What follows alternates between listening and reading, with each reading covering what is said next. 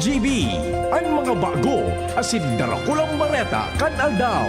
Mga baretang balansyado, daing kikilingan, asin makatotohanan. DCGB, Bareta alas 7. Mga preskong bareta sa lado lokal, nasyonal, internasyonal, asin iba pa. Bareta alas 7. Digdi sa GB, garantisadong bareta.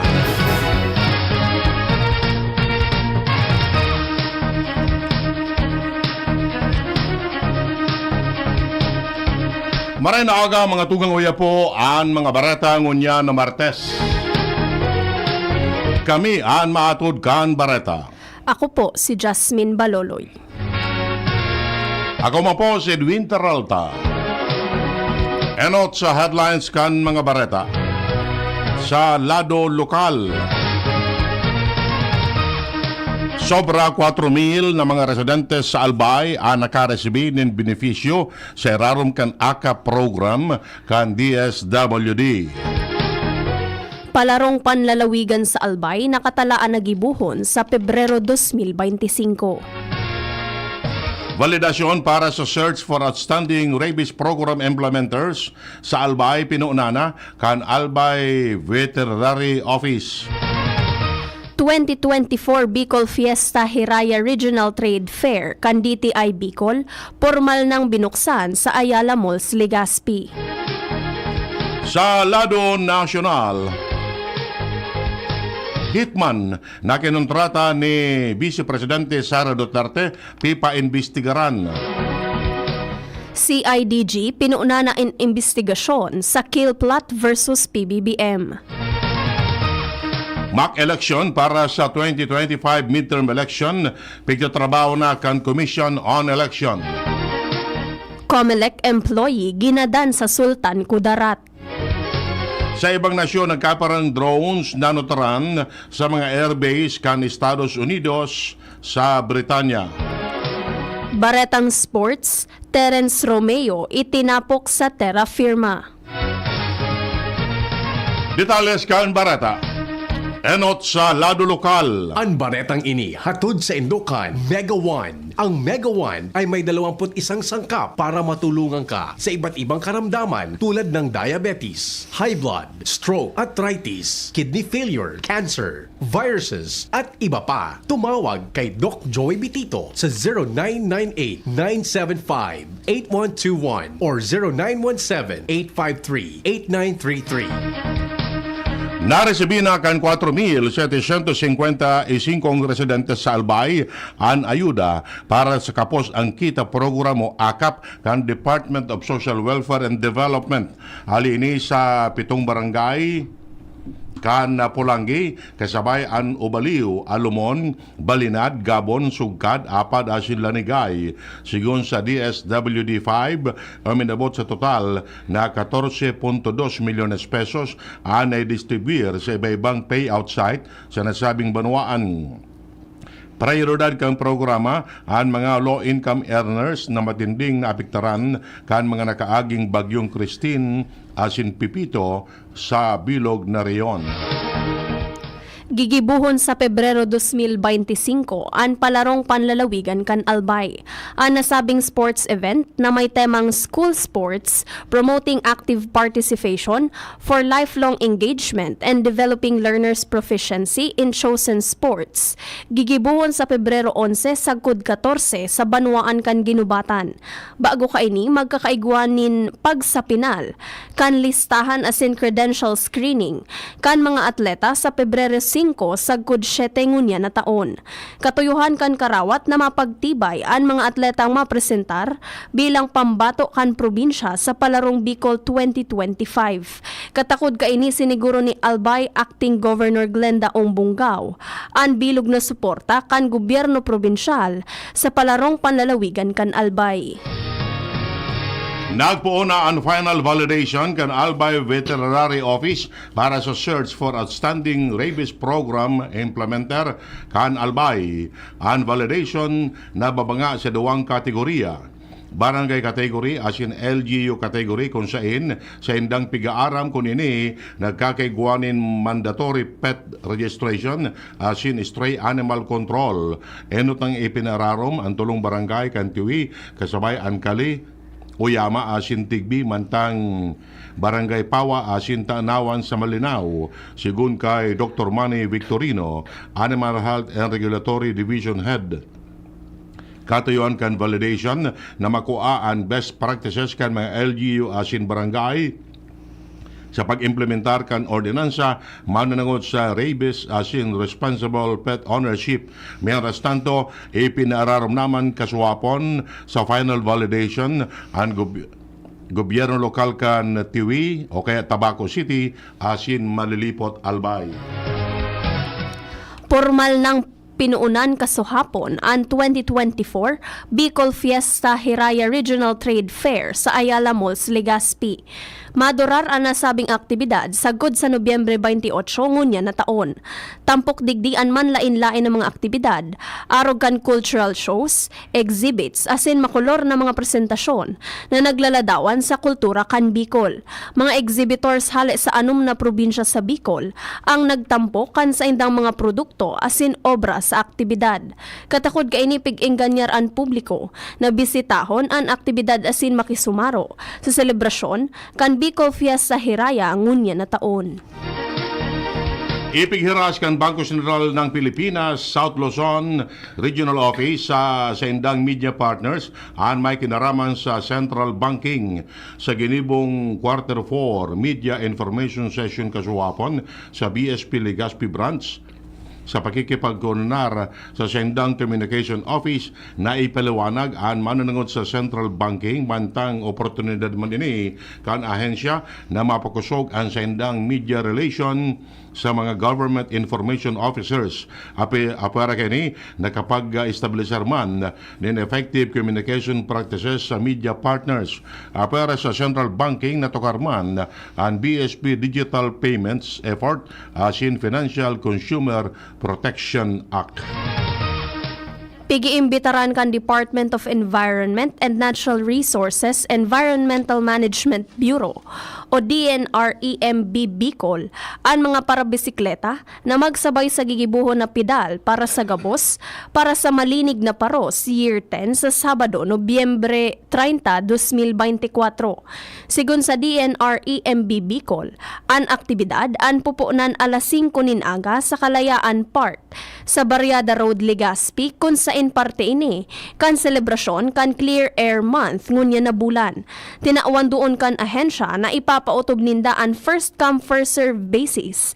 Mantang libre ang resignation digdi. May libreng pagkaon, may mga premyo asin makakaresibin ng libreng t-shirt ang mga mapartisipar. Yan ang primerong kaptangkan mga bareta.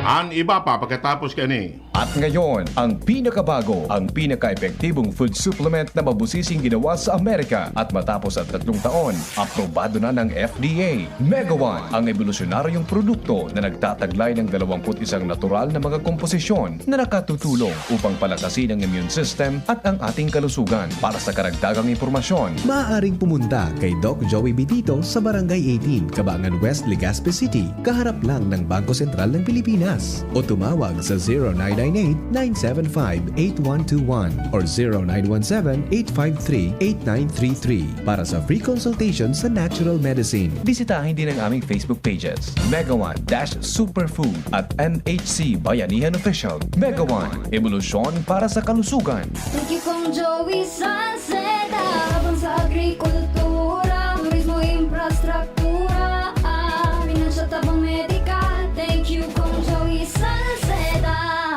Buhay natin mas sumasaya pag si Joey ang kaiba. Dahil natin ang pangangamba kong Joey Salceda. Highest rating na proven ang sa tuyang congressman. Albayahit angat ang lahat kong Joey Salceda. Albayahit angat lahat, oh. Albayahit angat lahat, oh. Kong Joey Salceda. High blood, hypertension, alta presyon, at kung ano-ano pa. Iba't iba man ang tawag, ito ay kayang-kayang makontrol sa tulong ng trio kontra sa anumang sakit. Regular na ehersisyo, tamang nutrisyon, at say no to bisyo. Regular din na kumonsulta sa ating primary care providers para malaman ang angkop na gamutan depende sa inyong risk factors. Para iwas alta presyon, tamang nutrisyon, ehersisyo at medikasyon ang solusyon.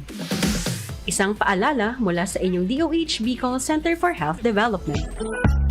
Si Fem Imperial sa pagserbisyo ay the best po pakaidto. Namatay ang tao sa iyang pagserbisyo sa tercer distrito. Asing kang gabos ng mga kulanggenyo. Si Fem Imperial kasurug ta sa pag-uswag ng satong banwa. Magayon na proyekto sin programa ang padagos na winawaras niya. Di sa pulang ginabanwaan ta. Gabos na kulanggenyo pinapadaba siya. Mahigos matinabang malalauman pa.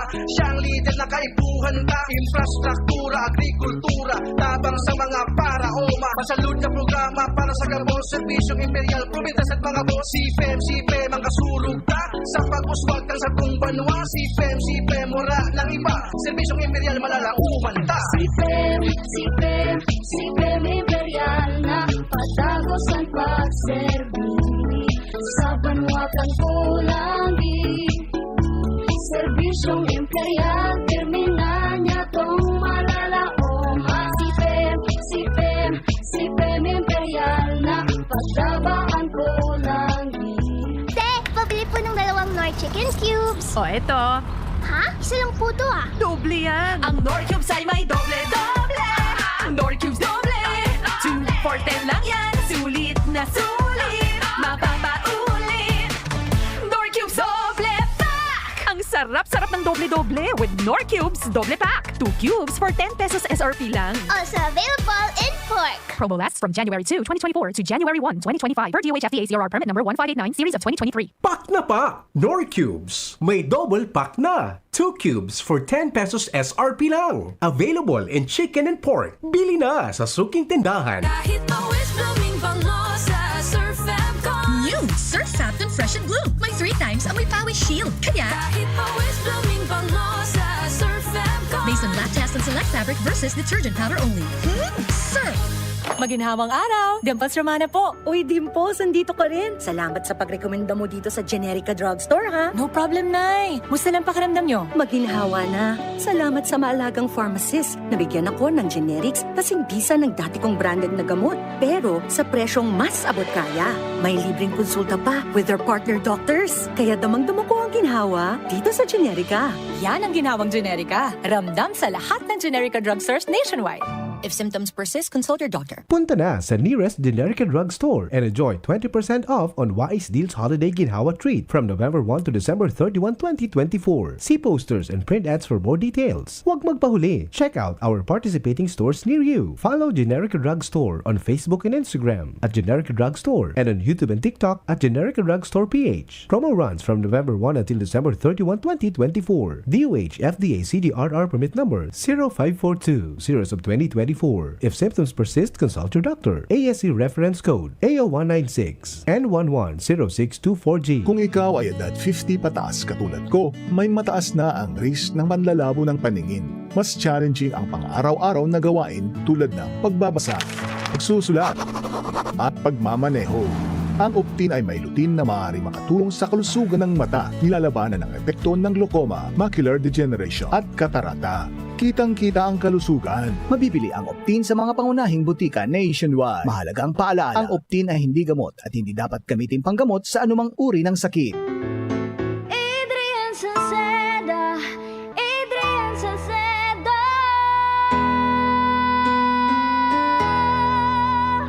Padagos ang pagtabang niya sa sato padabata.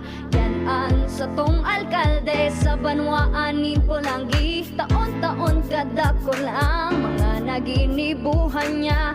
Idolo padabata si Adrian Salceda. Tunay na aki kan tercer distrito. Nonoy kap Adrian sa tuyang idolo. Adrian Salceda, padabat siya kan masa. Alcalde kan Pulangi, mayor nonoy kap ikana. Adrian Salceda, pag-asenso na matita. Banuan kan Pulangi kay mayor. Smile always!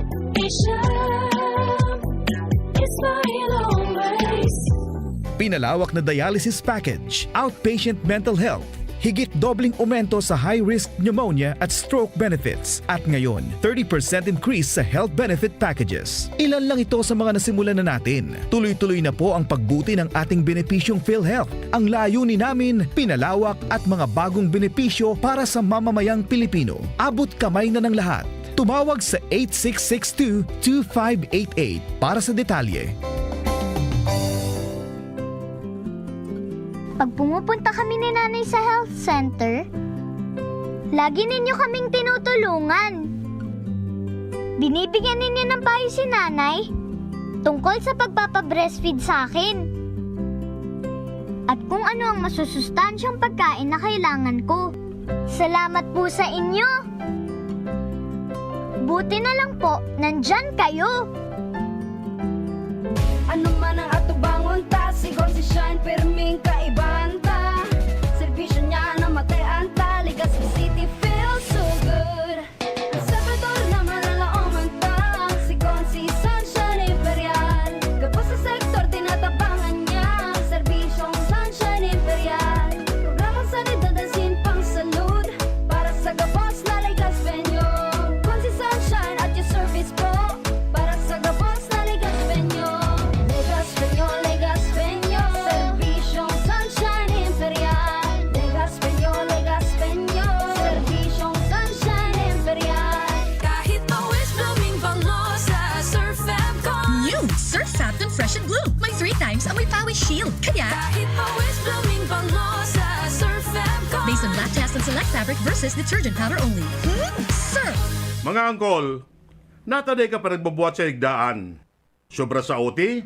Sobra sa inuman? Sobra sa karaunan? Nako, sa edad ta, pag-arog kaya ang lifestyle, sobrang maluya ang immune system. Baad maging hirilangon. Ang kaipuan ta mga angkol, so daily supplement na kayang tabangan magpakusog nin immune health. Mag-Immune Pro Oral daw. Pag-abot sa immune health, ini ang pro. Tan Immune Pro sana, ang piggamitan in Zinc Plus technology. Tabang para bilog ang makukuamong proteksyon with proper diet and exercise. Okay ang immune health kontra sa helang. Kaya, oral daw, magtiwala sa Pro. Immune Pro. Siyempre, sabayan ng proper diet asin exercise. Ascorbic acid plus zinc is the generic name of Immune Pro. Asin pag-igwang na mamatean, consult your doctor tulos. DCGB, Barreta, alas 7. Barreta, alas 7. Detalyas kan Barreta sa Lado Nacional. Pipaimbestigaran ang pagkatawo kan personang kinontrata ni Vice Presidente Sara Duterte para gadanon sinda Presidente Bongbong Marcos, Primera Dama Liza Araneta Marcos, asin House Speaker Ferdinand Martin Romualdez, sigun kay Bukidnon Representative Jonathan Kit Flores, na sarong abogado, ang pahayag ni Duterte nakakaalarman nin marahay asin nag-iita sa seryosong national security concern. Kinabi ni Flores na dapat maraman kung si Isay ang mystery assassin. Dapat masabutan kung ang nasabing persona parte kan trusted security detail kan Vice Presidente, sarong miyembro kan notoryosong sindikato o sarong hired killer. Sinabi pa ni Flores na klamar ni Duterte, personal na kinauron ang nasabing persona na nag-uyon man sa sayang direktiba. Nagpapailing na sarong close as in trusted relationship Tinawa ni Dune Flores na ang importansya na mamidbidan ang hitman bago pa man maudyan ang gabos. Sinabi pa niyang sa pag-ako mismo ni VP Sara na bako ining karaw sin dahil siya ang primary beneficiary kung magagadan ang presidente, dapat na ikonsiderar siyang person of interest. Nangapo naman si Flores na repasyon ang Vice Presidential Security and Protection Group na binilog nagkaparang aldaw bago maglusad sa pwesto si dating Presidente Rodrigo Duterte. Nangapunan si Flores ni sarong komprehensibong investigasyon para masiguro na mapapangutamanan ang mga lider kan nasyon asin mangibabaw ang lay.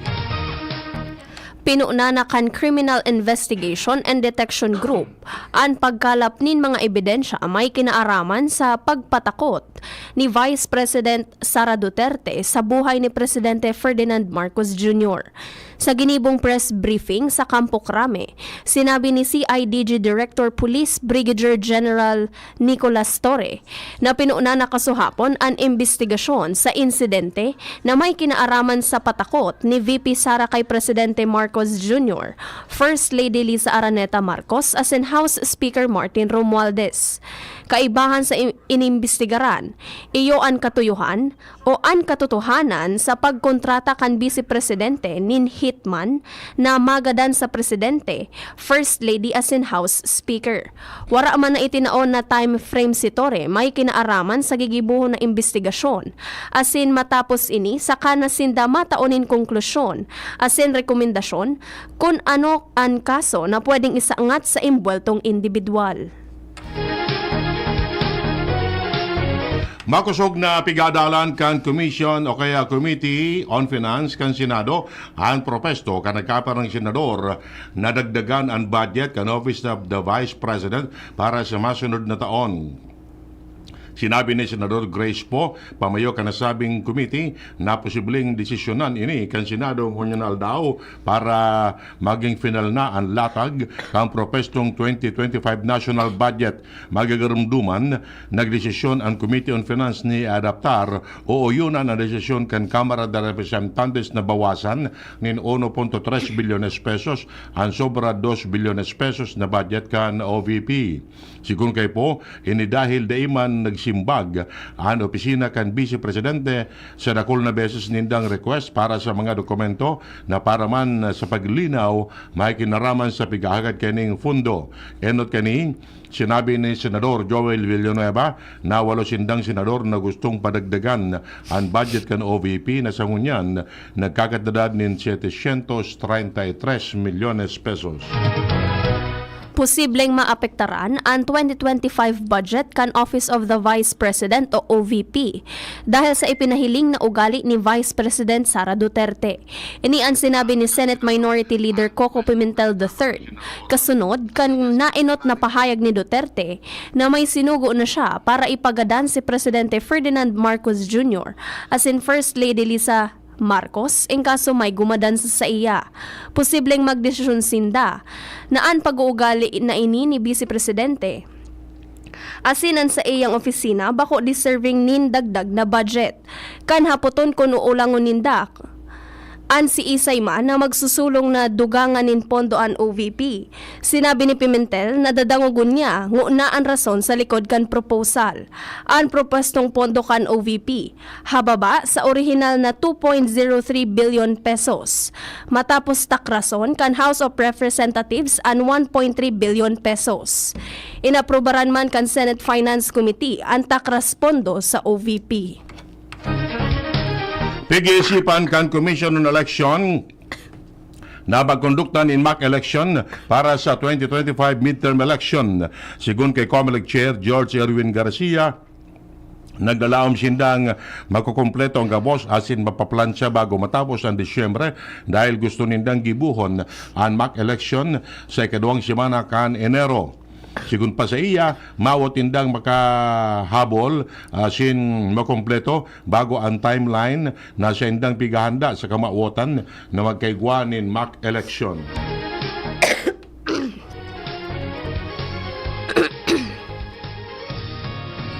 Sarong empleyado kan Commission on Elections o COMELEC sa Barangay Poblasyon sa President Quirino Cudarat kan Sabado sigon sa Police Regional Office 12 kasuudma.